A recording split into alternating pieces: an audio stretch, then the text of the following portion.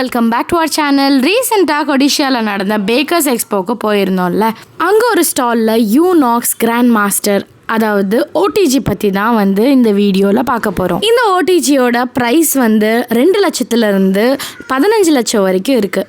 நீங்கள் ஹோம் பேக்கராக இருக்கீங்க, அப்படி இல்லைன்னா நீங்கள் ஒரு ஹோட்டல் இல்லை ரெஸ்டாரண்ட் வைக்க போகிறீங்க இல்லை வச்சுருக்கீங்க அப்படின்னா இது யூஸ்ஃபுல்லாக இருக்கும்.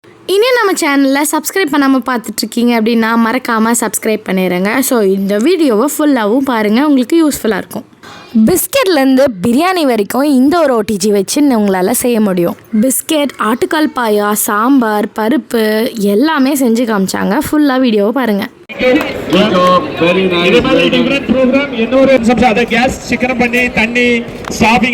எப்படி பண்ண முடியும் அப்படிங்கறத பெர்ஃபெக்ட்டா காமிக்கிறதுக்கான ஷோ. ஸோ யாரெல்லாம் இன்ட்ரெஸ்டட் ஏதாவது பிரியாணி பார்க்கணும்னா ப்ளீஸ் கம் ஃபார்வர்ட். இந்த பிரியாணி எப்படி பண்ணுறதுங்கிறத நான் இப்போ ஸ்டார்ட் பண்ணுறேன். ஸோ இதுக்கு தேவையான விஷயம் என்னென்னா, நம்ம வெஜிடேரியன் சொன்ன மாதிரி ஹைதராபாதி ஸ்டைல் வெஜிடபிள் மசாலா போட்டு மேரினேஷன் பண்ணியிருக்கேன். ஸோ இதில் இஞ்சி பூண்டு, அதுக்கப்புறமா தக்காளி, உங்களோட மசாலா என்ன மசாலாவோ அதை யூஸ் பண்ணிக்கலாம் ஸ்பெசிஃபிக்காக. ப்ளஸ் வேறு எதுவும் இல்லை, அப்படியே மிக்ஸ் பண்ணி வச்சுருக்கேன். அதுக்கப்புறமா ஒரு கேரளா ஸ்டைல், மலபார் ஸ்டைல் நம்ம பண்ண போகிறோம். ஸோ அதுக்கு என்னன்னா சிக்கனோட ஒரு கேரளா ஸ்டைல் நம்ம மசாலா, கரம் மசாலா எல்லாம் போட்டு இஞ்சி பூண்டு பேஸ்ட்டு. ஸோ அதை எவ்வளோ இதாக பண்ணும் அதை சோக் பண்ணியிருக்கேன். ஸோ அதுவும் காமிக்கிறேன் பாருங்க. ஸோ எவ்வளோ 1 கிலோக்கு இதில் நான் ஆட் பண்ணியிருக்கேன் 1 கிலோ சிக்கன் ப்ளஸ் அதுக்கு தேவையான மசாலா அளவு ஆட் பண்ணியிருக்கேன். ஸோ இதை பாருங்க, இது இதோட கேரளா, இது ரா சிக்கன் குக் பண்ணலை, totally raw, full and full raw chicken. இதில் மசாலா ஆட் பண்ணியிருக்கேன், ஆயில் போட்டு இஞ்சி பூண்டு பேஸ்ட் போட்டு பண்ணிக்கலாம். உங்களுக்கு இதே மாதிரி என்ன மசாலா வேணுமோ நீங்க போட்டுக்கலாம். இது திண்டுக்கல் ஸ்டைல் மசாலா. ஸோ நம்ம ஃபேமஸான பிரியாணி திண்டுக்கல்ல இருக்கு, ஜீரா சம்பாலா பண்ணுவாங்க. ஸோ அதை பண்றதுக்காக மட்டன், இந்த மட்டன் நான் ஆஃப் குக் பண்ணியிருக்கேன். வேண்டாம், மட்டன் பாயில் பண்றதுக்கு 40 மினிட்ஸ் ஆகும், 40 நிமிஷம் ஆகும். அதனால திரும்ப 40 நிமிஷம் உங்களை எல்லாரும் காக்க வைக்க வேணாம்னு சொல்லி மட்டன் மட்டும் பாதி குக் பண்ணியிருக்கேன்.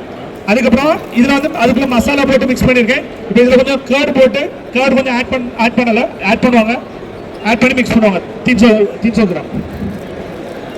ஓகே, ஸோ அந்த ஒரு 300 கிராம் கேர்டு ஆட் பண்ண சொல்லியிருக்கேன். ஸோ இதில் கேர்டு ஆட் பண்ணியாச்சு, இதில் ஆட் பண்ணியாச்சு. அவன் இதில் ஆட் பண்ண மறந்துட்டான், அதனால கேர்டு மிக்ஸ் பண்ணுறான். மிக்ஸ் பண்ணதுக்கப்புறம் பார்த்தீங்கன்னா ஜீரா சம்பா 1 கிலோ சோப் பண்ணி வச்சிருக்கேன். ஸோ இது எதுக்கு தேவைன்னு பார்த்தீங்கன்னா, என்னோட மலபார் பிரியாணி நான் அதில் தான் பண்ண போகிறேன். அதே மாதிரி என்னோட ஜீரா சம்பா சோப்பு. ஸோ அது எதுக்குன்னு பார்த்தீங்கன்னா, நம்மளோட திண்டுக்கல் ஸ்டைல் பிரியாணி. ஸோ இது ரெண்டுக்குமே சோப் பண்ணி வச்சு, அதுக்கப்புறம் நம்ம ஹைதராபாதி ஸ்டைலுக்கு டிபிக்கல் பார்த்தீங்கன்னா long rice basmati XXL rice 1121 rice. So இது 1 கிலோ 200 ரூபாய்ட்டு வருது. ஸோ உங்களுக்கு என்ன பிரியாணி ரைஸ் வேணுமோ ஒரு அரை மணி நேரம், ஒரு 20 மினிட்ஸ் சோப் பண்ணியிருந்தீங்கன்னா இதே மாதிரி அழகாக சோப் பண்ணி வச்சுட்டா போதும். அதுக்கப்புறமா வெரி சிம்பிள், நம்மளுக்கு என்ன வேணும், ஃபர்ஸ்ட் இந்த மசாலா எல்லாம் போட்டோம், அது ஸ்லைட்டாக அந்த ரா ஃப்ளேவர் போடுற மாதிரி ஒரு சின்ன ரோஸ்டிங் அது பண்ணியாச்சுன்னா என்ன ஆகும், நம்ம அண்டியில் எப்படி குக் பண்ணுவோம், ஆயில் போடுவோம், ஆனியன் போடுவோம், அதை நல்லா ஸ்டிர் பண்ணி we will cook it. அது பேர் ஒரு சின்ன ரோஸ்டிங்னு வச்சுக்கலாம்.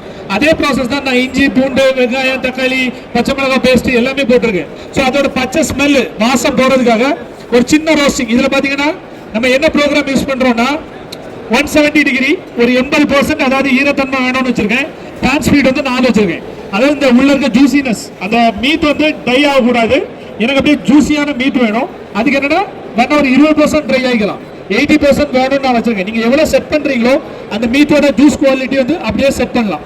இதனால தான் இதுல பண்ற பிரியாணி எல்லாம் நல்ல ஜூசியா நல்ல அழகா வருது. இதே இது நம்ம நார்மலா பண்ணும்போது என்ன, பிரியாணி நல்லா இருக்கு, ஆனா பீசஸ் எல்லாம் சுருங்கி போயிடும், நல்லா அப்படியே ஒட்டி போயிடும். பாத்துருக்கீங்களா, சில நமக்கு தெரிஞ்ச ஒரு கஸ்டமர் வந்திருக்காங்க, மேபி சார் ஒரு பிரியாணி கடை வச்சிருக்காரு, நான் வந்திருக்கேன், நீங்க ஒரு பீஸ் அது கொடுக்க முடியுமா, கூட ஒரு பீஸ் போடுறோம் அப்படின்னு சொல்லுவீங்க. நம்ம அதை எக்ஸ்ட்ரா பேக்கெட்ல இருந்து போடுறோம், அதுக்கு அவங்க திரும்ப பே பண்றாங்களா இல்ல. இப்போ இதே 1 கிலோ பிரியாணி நம்ம சர்வ் பண்றோம். இப்போ நம்ம யோசிச்சு வச்சிருப்போம், ஒரு 700 கிராம் ரைஸ், ஒரு 300 கிராம் சிக்கன், இல்லைன்னா 250. நம்ம இதுல சுருங்கி போச்சுன்னா என்ன ஆகும், அதோட வெயிட் கம்மியாகும், எக்ஸ்ட்ரா போட வேண்டியது வரும். இதனால யாரு கிளாஸ் நம்ம கஸ்டமருக்கு எக்ஸ்ட்ரா கொடுக்குறதுனால அவங்க பே பண்ண, அவங்க இது பண்ணதில்லை. மாறா சாப்பிட்டு என்ன சொல்லுவாங்க, 3 பீஸ் இருந்துச்சு ஆனா ட்ரையா இருக்கு அப்படிமா. ஸோ பிரியாணி மீட் எதுவாக இருந்தாலும் சரி, காய்கறியா இருந்தாலும் சரி, அது சுருங்காம பெர்ஃபெக்டா வேண்டாம், இந்த மாதிரி காம்பியான்ல தான் பண்ண முடியும். திரும்ப சொல்றேன், உங்களுக்கு பிரியாணி மட்டும் தான் நீங்க யூஸ் பண்றீங்க, வேற எதுவும் பெருசா இல்லை அப்படின்னா என்னோட காம்பியான் விலை வெறும் 2 லட்சம் ரூபாய் தான் ஸ்டார்டிங் பிரைஸ். வெறும் 2 லட்சம் ரூபாய் ஸ்டார்ட் ஆகுது. இந்த ஸ்டால் ஃபுல்லா போய் பாருங்க, 5 லட்சத்துக்கு குறைஞ்சு யாரும் சொல்ல மாட்டாங்க. இதே என்கிட்ட விலை கொண்டது இருக்கு, 6 லட்சம் 7 லட்சத்துக்கு இருக்கு. ஆனா உங்களுக்கு ஆரம்ப விலை 2 லட்சம் ரூபாயில பிரியாணி பண்ணா இந்த மிஷின் என்கிட்ட அவைலபிள் இருக்கு, பர்ஃபெக்டா பண்ணலாம். நான் என்னோட கோட் போட்டிருக்காங்க, இல்லைன்னா என்ன மாதிரி ஷெஃப் ஜாக்கெட் போட்டிருப்பாங்கல்ல, அவங்க கிட்ட நீங்க ரெஜிஸ்டர் பண்ணுங்க. அதே மாதிரி உங்களுக்கு திரும்ப ஒன்று சொல்றேன், மேபி உங்களுக்கு வந்து இதை விட டீட்டெயிலாக அந்த பிரியாணி பண்றது எல்லாமே பண்ணனா சனிக்கிழமை ஒரு ஷோ பண்றோம். உங்க ஏதாவது ஹோட்டல் புக் பண்ணி லேட்டரா உங்களுக்கு அட்ரஸ் இன்ஃபார்ம் பண்ணுவாங்க. உங்களுக்கு யாருக்கா இப்போ இன்ட்ரெஸ்டட், ரியலி இன்ட்ரெஸ்டட், எனக்கு நல்லா கண்டிப்பா நான் அதை போய் பார்க்கணும், வாங்குறதுக்காக இல்லை, என்னெல்லாம் நீங்க ஒரு ஹோட்டல் வச்சிருக்கீங்க, என்னதான் பண்றாங்க பார்ப்போம், மேபி ஃபியூச்சர்ல வேணா கூட நம்ம யோசிக்கலாம் அப்படிங்கிற ஒரு சின்ன திங்கிங் இருந்தா கூட நேம் ரெஜிஸ்டர் பண்ணுங்க, பண்ணிட்டு ஃப்ரீ தான். எப்படி பண்றாங்க சாப்பாடு ட்ரை பண்ணி பாருங்க. அதுக்கப்புறம் உங்களுக்கு ஒரு யோசனை, அப்பா ஓகே நல்லா தான் பண்றாங்க, இப்போ நான் ஏன் சாப்பாடு பண்ணி பார்க்கலாமா அப்படிங்கிற கொஸ்டின் இருக்கும். அப்படிதானே? உங்க ப்ராடக்ட் எடுத்துட்டு வாங்க. என்கிட்ட வந்து சென்னையில லான்ச் இருக்கு, இதே மாதிரி ஃபுல் செட்டப் கூட லான்ச் இருக்கு. சென்னையில இருக்கு, ஹைதராபாத்ல இருக்கு, டெல்லியில இருக்கு, மும்பைல இருக்கு, ஆல் ஓவர் எல்லா இடத்துலயும் வச்சிருக்கோம். நீங்க கேட்டீங்கன்னா உங்க ப்ராடக்ட்டை பண்ணி உங்க கண்ணு முன்னாடியே காமிச்சிடலாம். மலபார் பிரியாணினா கீழே மசாலா வேணும், மேலே ஒயிட் ரைஸ் மாதிரி வேணும். அப்படியே நான் அப்படியே எடுத்து மிக்ஸ் பண்ணாம கீழே மசாலா மேலே ரைஸ் வச்சு தான் கொடுப்பேன். இது மிக்ஸ் பண்ணியாச்சு. ஸோ இதை மூடி இதே உள்ள வச்சிட்டோன்னா நம்மளோட வேலை முடிஞ்சிடும். அடுத்தது இருக்கிறது ஹைதராபாதி ஸ்டைல். இந்த ஹைதராபாத்திக்கு வந்து 3 லேயர் ரைஸ் வேணும். மேலே ஒயிட் ரைஸ், சென்டரில் மசாலா, கீழே வந்து நம்ம போட்டிருக்க மீட் மசாலா. ஸோ அது வந்து எவ்வளோ ஈஸியாக பண்ண முடியும்னு பாருங்க. வெஜிடேரியன் ஏற்கனவே போட்டாச்சு, ரைஸ் சோக் பண்ணது பாஸ்மதி ரைஸு. ஸோ எப்படி போடுறோம் பாருங்க, அழகாக அப்படியே டக் டக்குன்னு அப்படியே ஃபாஸ்ட்டாக அப்படியே போட்டு விட்டோன்னா வேலை முடிஞ்சிச்சு. சிம்பிளாக ஈஸியாக எப்படி பண்ணலாம். கண்டிப்பாக இதை விட ஃப்ரீயாட்டி யாருமே ஃப்ரீயாக உங்களுக்கு சொல்லி தர மாட்டாங்க. மாஸ்டர் எவ்வளோ டெக்னிக்காக அவங்க ரைஸ் ஊற வைக்கிற கூட காமிக்க மாட்டாங்க. நான் என்டையராக உங்களுக்கு காமிச்சு தரேன் எப்படி பண்ண முடியும் எப்படின்ட்டு. பாருங்கள், ரைஸ் மேலே ஃபுல்லாக போட்டேன். இதெல்லாம் இல்லைன்னா என்னோட மசாலா வந்து கீழே அப்படியே இருக்கும், மேலே அப்படியே இருக்கும் ரைஸ். ஸோ இது தண்ணி லவங்கப்பட்டை கொஞ்சம் இது போட்டிருக்கேன், உப்பு போட்டிருக்கேன், வேறு எதுவுமே இல்லை. பொறுமையாக மேலே இருக்க மசாலா கீழே வராமல் அப்படியே ஊற்றிட்டா போதும். ஸோ இப்போ உங்களுக்கு இதை பார்த்தாலே தெரியும், இந்த தண்ணி குலுங்கலை, மேலே கீழே இருக்க மசாலா மேலே வரல, மேலே இருக்க ரைஸு அதனால அப்படியே ஒயிட்டாக அழகாக ஃப்ளஃபியாக வரும். ஸோ இது ரிசல்ட்ஸ் எல்லாம் எப்படி வருதுன்னு பார்க்கலாம். ஒரு 10 கிலோ பண்ணோன்னா கீழே அடி பிடிக்கிறதே ஒரு 1 கிலோ ரைஸ் போயிடும் பெரிய வட்டையில். அது ஸ்கிராப் பண்ணி குப்பையில தான் போடுவாங்க. நான் இது எடுத்ததுக்கப்புறம் 2 மணி காமிக்கிறேன், எல்லாரும் வந்து பாருங்க. கார்டு வந்து இங்கே இவங்கள்ட்ட வாங்கிக்கோங்க. ஆக்சுவலாக எல்லாமே. ஸோ இதை நான் ஒரு மிக்ஸ் பண்ணி லைட்டாக கீ மேலே ஊற்றுறேன்னா இப்போ என்னோட பொங்கல் ரெடி ஆயிடும். ஸோ ஈஸி, இது வெரி ஈஸி தான். என்ன பண்ண தெரியுமா, உள்ள தால் அரிசி ரெண்டையும் போட்டு தண்ணி ஒரு கிலோவுக்கு 4 லிட்டர் தண்ணி வச்சுட்டு அவ்வளோதான், உள்ளதையும் போட்டாச்சு. ஒரு கரெக்டாக ஒரு 45 நிமிஷம் அப்போவே ரெடி ஆயிடுச்சு. எடுத்துட்டு அவ்வளோதான், கொஞ்சம் கீ அந்த மிக்ஸ் பண்ணி விட்டாச்சு. இதுக்கப்புறம் கீ வேறு ஒன்றும் ஆட் பண்ணலை, கொஞ்சம் கீ அப்படியே ஊற்றிட்டு அழகாக பொங்கல் விட்டோன்னா அவ்வளோதான். அதுக்காக கொஞ்சம் நட்ஸ் எல்லாம் வறுத்து வச்சுருக்கேன். இதானே நம்ம பொங்கலில் போடுவோம். ஸோ கேஷ்யூ நட்டு, ஜீரா, இது அதை அப்படியே வச்சுருக்கேன். அவ்வளோதான். இப்போ என் பொங்கலை நான் காமிக்கிறேன் பாருங்க. அப்படியே இந்த சங்கர் படத்தில் சொல்கிற மாதிரி நீங்கள் பார்த்தோன்னே மெர்ஸில் இறங்கி. ஸோ அவ்வளோ அழகாக இருக்குது.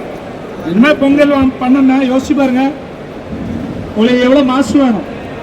இது பண்ணனாலே இந்த மாதிரி டெய்லி இதே கன்சிஸ்டன்சியில் உங்களுக்கு பொங்கல் பண்ணணும் அப்படின்னா அது ரொம்ப கஷ்டம். டெய்லி இதே மாதிரி பண்ண முடியாது, குவாலிட்டியான ஸ்டீம் வேணால் பண்ண முடியாது.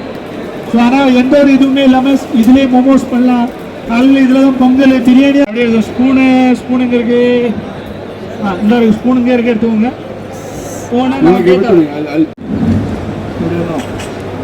ஸோ இதை அப்படியே ஒடிச்சு விட்டோன்னா இப்படி வந்தோம். ஸோ இவ்வளோ சாஃப்டாக பண்ணுறது எப்படின்றது நம்ம கஷ்டம். அதுவும் பீஸ் உடையாமல் இருக்கணும். ஸோ இந்த மாதிரி நீங்களும் பண்ணணும்னா இப்போ இந்த பாயா கூட வச்சு தான் கொடுக்குறேன், நீங்கள் அப்படியே ட்ரை பண்ணுங்க, ஓகேவா? ஸோ இதெல்லாம் டெய்லி கிடைக்காது.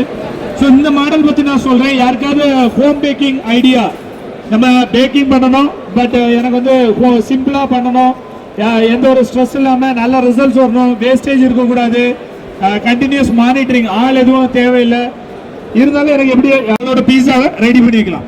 ஸோ இது வந்து பாப்லேக் பேஸ் பாதி குக் பண்ணியிருக்கேன், ஓகேவா? மேலே சாஸ் போட்டிருக்கேன், சீஸ் போட்டிருக்கேன், டாப்பிங் உங்களுக்கு என்ன டாப்பிங் பிடிச்சிருக்கோ பண்ணிக்கலாம். பண்ணிட்டு ஆமாம், அது ஈஸியாக இருக்கும். என்னன்னா நம்ம நீங்கள் போட்டு இந்த மாதிரி எடுக்கலாம். ஃப்ரெஷ்ஷாக இருந்ததுன்னா இந்த மாதிரி ஹேண்டில் பண்ண முடியாது. குவாலிட்டி வைஸ் ரெண்டுமே உண்டு. இன்னொன்று டைம் சேவிங். நல்ல நீங்கள் நார்மலாக ஃப்ரெஷ்ஷாக ஊடுறதோட ஹாட் பேக் வந்து கிறிஸ்பி நல்லா இருக்கும். பொங்கல், உப்பா, போகா, என்ன எவ்வளவோ பாயா கூட இப்போ பண்ணோம். மத்தியானம் தான் பாயார சாப்பிட்டு வச்சிருக்காங்க. இது வேணுமா வேணாமா, யாரோடது? உங்களோட தானா? Okay, enjoy. நல்லா இருக்கா? வந்துருக்கா? சவுண்டா? சத்தமா? Super, okay, great.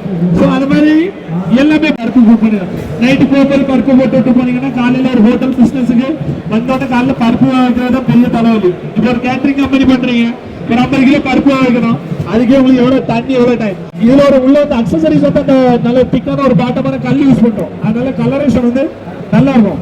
இதோட ரிசல்ட்ஸ் நான் காமிக்கிறேன். நம்ம ஏன் அது வாங்கணும்னா பின்னாடி பாருங்க வந்திருக்கா. இந்த ஈவன் கலரேஷன் வந்து கிடைக்கிறது தான் பிரச்சனை.